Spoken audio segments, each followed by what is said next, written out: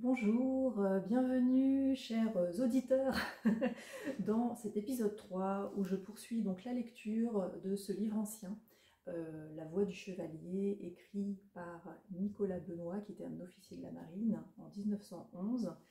Donc cet épisode 3 se concentre sur la première leçon de l'ouvrage qui est intitulée Aspiration. Ce qui cause la tristesse de tant de nobles intelligences de notre âge, c'est l'abîme qu'elles sentent entre leurs idéales et leurs réalisations. Rêvant d'héroïsme, elles ne voient que lâcheté autour d'elles et manquant d'occasions qui eussent permis l'expansion de leur force d'âme au jour d'épreuve, elles se trouvent dans leurs actions aussi médiocres que ceux qui ne sont point hantés par ce noble souci.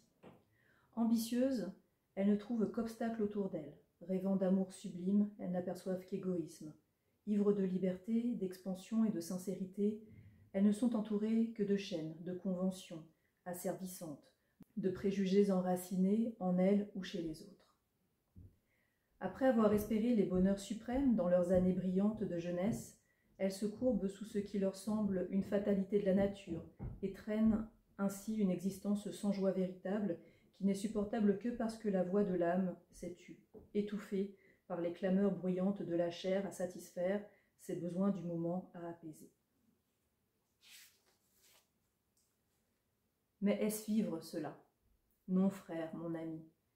Vous pensez, quand vous avez le temps de vous recueillir, vous pensez au fond de vous-même que cela n'est pas vivre. Mais vous croyant lié à une fatalité inexorable, vous faites de votre résignation une vertu. Et si le feu de l'idéal est trop ardent pour s'éteindre en vous, vous reportez vos espoirs vers une époque indéterminée, mais lointaine, et vaguement, vous espérez qu'un changement dans le monde se fera un jour, qui permettra enfin de respirer un air plus pur et plus vivant, vous donnera l'occasion de vivre et d'agir. La parole que je vous apporte aujourd'hui, que je désire vous communiquer, avec toute ma ferveur, avec toute ma sincérité, est une parole de foi profonde. Oui, ces espoirs, ces vagues désirs, cette fin d'une vie plus haute, ne sont pas des chimères que vous devez repousser. Ce sont des prophéties d'une réalisation certaine. Si vous voulez savoir, cherchez avec intelligence, soyez brave, soyez hardi, et par-dessus tout, soyez sincère avec vous-même, et vous pourrez matérialiser ces espoirs dans votre vie ici-bas. Donc voilà comment il commence cette première leçon. Donc là, il appelle quelque part finalement à la volonté.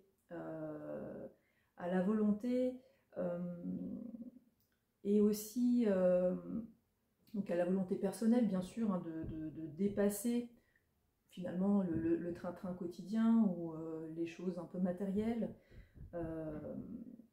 On peut vite se laisser emporter finalement par les choses de tous les jours. Et reporter à demain. Donc la procrastination, hein, en 1911, existait déjà.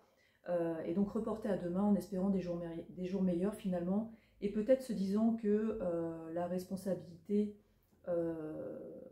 est ailleurs. En fait, que là, les personnes à qui il s'adresse peuvent ne pas se sentir actrices de leur vie finalement et s'en remettre à des jours meilleurs comme si finalement ces jours meilleurs ne dépendaient pas d'elles.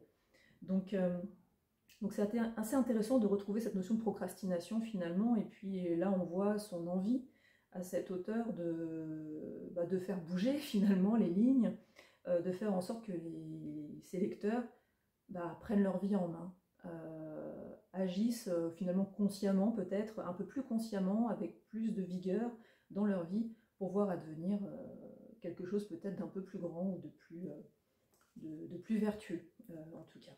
Il parle des plaisirs de la chair, donc c'est vrai que là il s'adresse à des hommes, donc visiblement déjà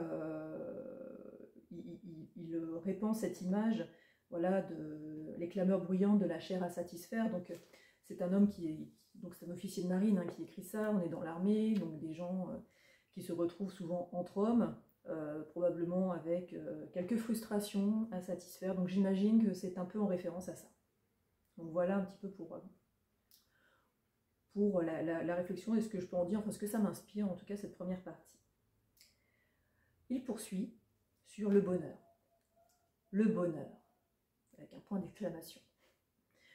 Voilà le cri, voilà l'aspiration de toutes les âmes sur terre, petites ou grandes. mais ce terme bonheur n'a pas de signification précise. Il veut dire simplement accomplissement de nos plus hautes aspirations. Donc le bonheur pour lui, accomplissement de nos plus hautes aspirations.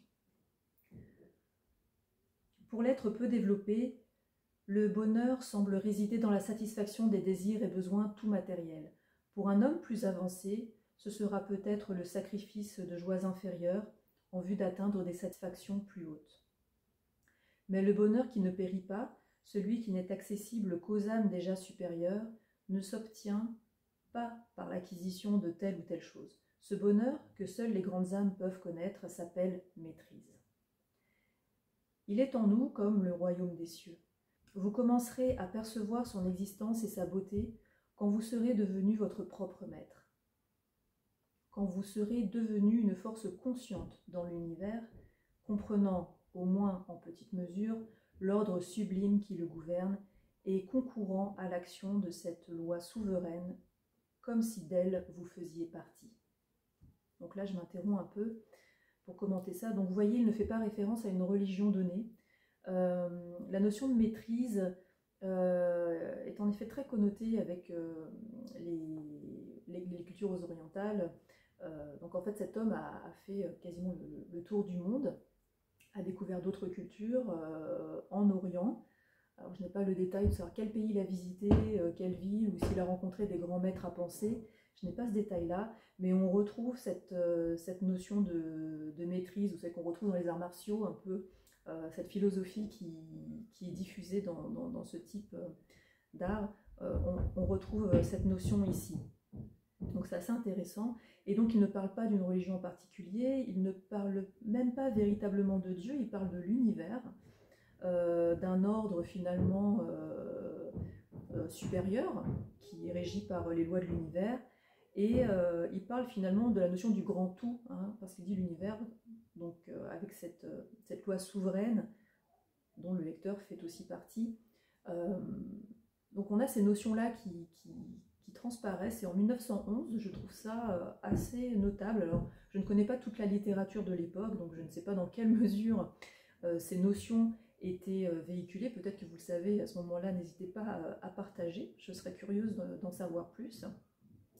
Mais c'est vrai que c'est pour moi assez rare, même si on est au début du XXe siècle, donc il y a déjà eu la loi pour séparer la religion de l'État, la loi sur la laïcité, donc ce n'est pas si étonnant d'avoir ce concept un peu plus laïque dans cet ouvrage, mais il y a quand même derrière une philosophie, une spiritualité, donc inspirée des sagesses orientales de l'époque, qui n'ont pas beaucoup bougé, beaucoup évolué depuis, je pense. Donc c'est intéressant, parce que voilà, pour ma part en tout cas, j'ignorais qu'on parlait déjà en ces termes, en 1911, en tout cas c'est ce que fait Nicolas Benoist. Voilà pour la parenthèse que je referme et je poursuis. C'est donc la route de la maîtrise de vous-même que je vais vous montrer. Conquérez votre propre royaume comme le roi de France fit la conquête du sien, province par province. Apprenez à rester ferme, immobile, vous-même, au milieu des circonstances extérieures. Ferme comme un roc, au milieu de la tempête. Alors, dans le calme que vous aurez acquis, une lumière chaque jour plus abondante vous éclairera. Vous verrez la route à suivre. Vous saurez comment agir et vous reconnaîtrez que la conquête de votre royaume intérieur vous a rendu capable de commander sur la partie du monde extérieur où vous évoluez en ce moment. Devenir maître de moi-même, est-ce possible? Oui, mais 1000 fois oui, sans hésitation, je le proclame. Développer assez d'énergie, de talent, de courage pour être ce que je veux être, n'est-ce pas une chimère? Si je suis mal douée par la nature, si je suis mal douée par la nature, si mon éducation n'a pas favorisé le développement des qualités viriles, n'est-ce pas une folie d'espérer et de me leurrer de mensonges décevants? Ami, mon ami, gravement, profondément, je te dis, désires-tu atteindre? Si oui, tu le peux, à condition de m'écouter jusqu'au bout. Ne t'inquiète pas des influences héréditaires, ne crois pas qu'elles puissent t'arrêter. Non, 1000 fois non. ton hérédité remonte jusqu'au premier homme. En toi sont les mêmes possibilités qu'en un Napoléon, un Victor Hugo, un Alexandre le Grand. Les forces, les aptitudes, les énergies latentes de toute la race, depuis des milliers et des milliers d'années, dorment en toi. La baguette magique d'un maître peut les éveiller, ces puissances endormies. C'est toi le maître, ô disciple. Et la baguette, je vais, par ces leçons, la placer dans tes mains. Donc voilà comment il clôture sa première leçon. Comme on le voit, donc, pas de dogme, de religion particulière qui est spécifiée, encore cette notion de race qui apparaît, mais les exemples qu'il donne, Napoléon, Victor Hugo, Alexandre le Grand, ces références qu'il prend, on peut dire qu'il parle de la race humaine. Enfin, jusque-là, encore une fois, on ne voit pas de connotation potentiellement antisémite, donc qui pourrait s'expliquer avec la culture de l'époque. Donc voilà, dans cette première leçon, il définit donc sa notion de bonheur et il propose à son lecteur, qu'il considère comme un disciple, eh bien, de suivre ses prochaines leçons finalement pour atteindre sa route, et il essaie de balayer finalement les objections aussi que le lecteur peut avoir. Et ce qui est intéressant aussi là, il dit, il fait fi de l'hérédité. Il parle du fait que d'où que vienne finalement son lecteur, quelle qu'ait été son éducation. Ces leçons qu'il propose de partager ici sont accessibles, pour peu que la personne veuille en fait avancer dans sa vie. Et donc c'est assez intéressant, je trouve, ce type de discours et de posture. On trouve une certaine résonance avec les discours qu'on entend aujourd'hui finalement autour du développement personnel notamment, mais plus largement dans tout discours de ce type finalement qui aspire à faire avancer les uns et les autres sur leur chemin de vie, tout bêtement. Voilà. Je vous retrouve dans le prochain épisode où je partagerai avec vous la leçon 2 qui parlera du surhomme. Là, peut-être que l'on peut craindre éventuellement certaines connotations. Écoutez, on verra, je m'avance peut-être.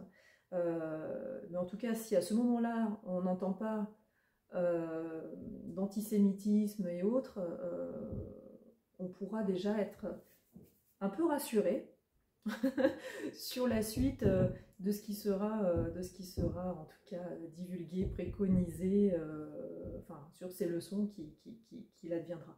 Écoutez, suspense, nous verrons bien.